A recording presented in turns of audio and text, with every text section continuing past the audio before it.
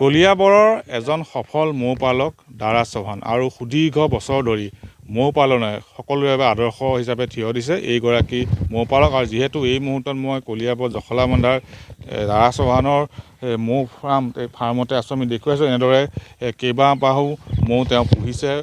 প্ৰায় ৪৫ বছৰ ধৰি তেওঁ মৌ পালনৰ লগত জড়িত হৈ আছে। ১৪ বছৰ বয়সৰ পৰাই মৌ পালনৰ লগত জড়িত হৈ আছে আৰু এতিয়াও তেওঁ শিক্ষকতা কৰাৰ লগতে তাৰ মাজতে কিন্তু মৌ পালন কৰি আছে। আৰু তেওঁৰ এই মৌ পালন কেন্দ্ৰৰ পৰা বিভিন্ন ঠাইৰ মানুহে কিন্তু মৌ ক্ৰয় কৰি নিয়ে, বিদেশলৈও গৈছে এই মৌ পালন কেন্দ্ৰৰ মৌ। যিহেতু ইয়াত মৌ পালকগৰাকী আছে, আমি তেওঁৰ পৰাই আচলতে জানিব চেষ্টা কৰিম আচলতে কেনেদৰে তেওঁ এই মৌ পালনৰ যাত্ৰা আৰম্ভ কৰিছিল। আপোনাৰ কাষলৈ আহিছোঁ, কেতিয়াৰ পৰা আপুনি মৌ পালন নমস্কাৰ। মইতো ১৯৭৪ চনৰ পৰাই আৰম্ভ কৰিছিলোঁ। কিমান বছৰ হ'ল এতিয়ালৈ? এতিয়াতো মোৰ ৫৬ বছৰ হৈছে। তেওঁ মৌ পোহাটো ৪৭-৪৮ বছৰ হৈ গ'ল। আপোনাৰ মৌ এতিয়া কিমান বাহ আছে? ইয়াতো ৪০-৪৫ বাহ আছে।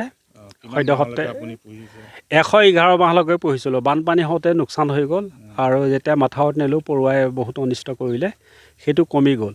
কমি যোৱাৰ পিছত আকৌ বেছি বঢ়াব মন যোৱা নাই। বঢ়াব পাৰি, কিন্তু মই স্কুলত থকাৰ কাৰণে মই মানে আজৰি সময়তে মৌ মাহবিলাক চাবলৈও বহুত সিহঁতক হেৰি লাগে, তদাৰক কৰিবলৈ সময় লাগে। ক'ত বিক্ৰী কৰে মৌ? এইটো ঘৰৰ পৰাই গোটেই অসমত গুচি যায় মৌ। ঘৰৰ পৰাই বিদেশতো গুচি যায়। সকলো মানুহ আহে, আপোনালোকৰ মিডিয়া থ্ৰুৱেদি আপোনালোক যিমান প্ৰচাৰ কৰিলে সেই ফালৰ পৰা সকলো মানুহ আহে। সেইকাৰণে সকলো মিডিয়ালৈ মই অশেষ ধন্যবাদ জনাইছোঁ মোৰ ফালৰ পৰা। শিক্ষকতাৰ মাজতে আপুনি এই কাম কৰি আছে, কেনেকৈ সম্ভৱ হৈছে? এইটো কি হয় যে বন্ধত মই পাওঁ, বন্ধ দেওবাৰে পাওঁ আৰু বন্ধ কেইদিন থাকিলে মই একো কাম নকৰোঁ। কি কয় যে মৌ মাহত লাগি যাওঁ। যেতিয়া স্কুল বিদ্যালয় থাকে, মোৰ ভতিজা এজন আছে ধন চৌহান, এয়া আপোনালোকৰ আগত আছে ধন। ইয়ে চোৱা চিতা কৰে, ইয়াক মই দায়িত্ব দি দিছোঁ, ইয়ে চোৱা চিতা কৰে, ই কৰি থাকে আৰু মই সম্পূৰ্ণ আহি মই আচল কামটো ময়ে কৰোঁ। মানে কি প্ৰজাতিৰ মৌ? মইতো এতিয়া পশ্চিমে আগত থলুৱা প্ৰজাতিৰ মৌ আছিল। আমাৰ চেৰেনা যিটো কয়, ইণ্ডিগ' কয়, আমাৰ ভাৰতীয় মৌ সেইটো আছিল। সেইটোতো বহুত লাভান্বিত হয়, সেইটোও ঠিকে আছে, কিন্তু তাতকৈ বেছি এই আমাৰ পশ্চিমীয়া মৌটোত ওলায়। বছৰি উপাৰ্জন কেনেকুৱা? উপাৰ্জন ৪ৰ পৰা ৫ লাখ টকা মানে আহি যায় বছৰি। ইফাল কৰি মৌ বিক্ৰী কৰি, মৌ কলনিও বিক্ৰী কৰি, খুচুৰাকৈ একেমুঠ আহিলেতো ভাল আছিল, খুচুৰাকৈ আহি যায় মানে পইচা। বিভিন্ন সময়ত বিভিন্ন শিক্ষাৰ্থী আহে বা বাহিৰৰ পৰা বিদেশৰ মানুহ আহিছে। কোন এতিয়ালৈকে আহিছে আপোনাৰ? UK ইউনিভাৰ্চিটিৰ প্ৰবক্তা আহিছিল, তেওঁ আহি মানে থেংকছ দি গৈছে, খুব বঢ়িয়া।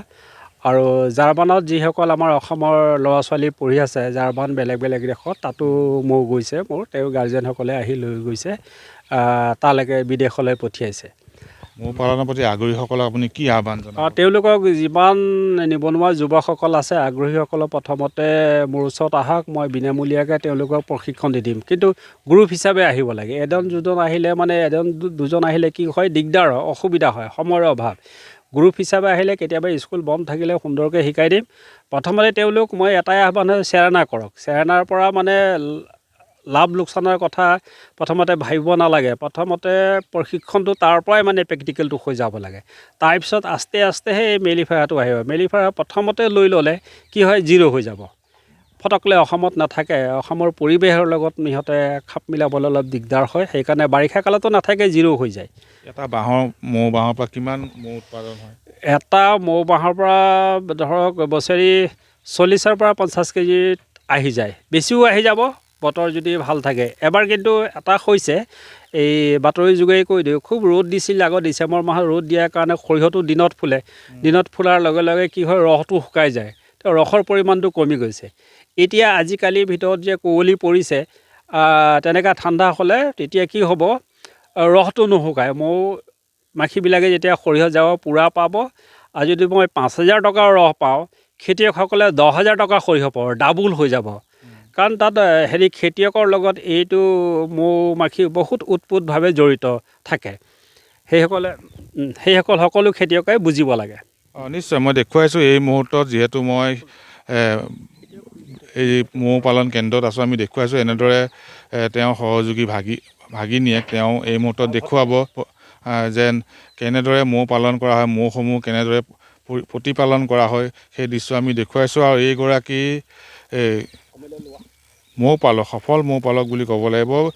বিগত প্ৰায় 45 বছৰ ধৰি মৌ পালনে স্বাৱলম্বী হৈছে। তেওঁ শিক্ষকতা কৰাৰ মাজতে এনেদৰে মৌ পালন কৰিছে। আমি দেখুৱাইছোঁ এই মুহূৰ্তত এই মৌ কিদৰে মৌ পালন কৰা হয় আমি দেখুৱাইছোঁ। এই এনেদৰে বাকচসমূহত মৌ তেওঁলোকে পালন কৰিছে আৰু এনেদৰে দেখুৱাইছোঁ কলিয়াবৰৰ জখলাবন্ধাৰ দাৰা চৌহান, যিগৰাকী দাৰা চৌহানে 14 বছৰ বয়সৰ পৰাই মৌ পালনৰ লগত জড়িত হৈছিল, পঢ়া শুনাৰ খৰচ উলিয়াইছিল। পৰৱৰ্তী সময়ত শিক্ষকতাক জীৱনৰ বৃত্তি হিচাপে গ্ৰহণ কৰিও তেওঁ মৌ পালনৰ লগত জড়িত হৈ আছে আৰু নৱপ্ৰজন্মক উৎসাহ যোগাই আহিছে। আৰু এনেদৰে আমি দেখুৱালোঁ কলিয়াবৰৰ এজন সফল মৌ পালক দাৰা চৌহান, আৰু দাৰা চৌহানৰ মৌ পালন কেন্দ্ৰ আমি দৃশ্য দেখুৱালোঁ। এনেদৰে মৌ পালনৰ জৰিয়তে সুদীৰ্ঘ বছৰ মৌ পালনৰ জৰিয়তে এজন সফল মৌ পালক হিচাপে চিহ্নিত হৈছে আৰু আন 10জনৰ বাবে আদৰ্শ হিচাপে থিয় দিছে।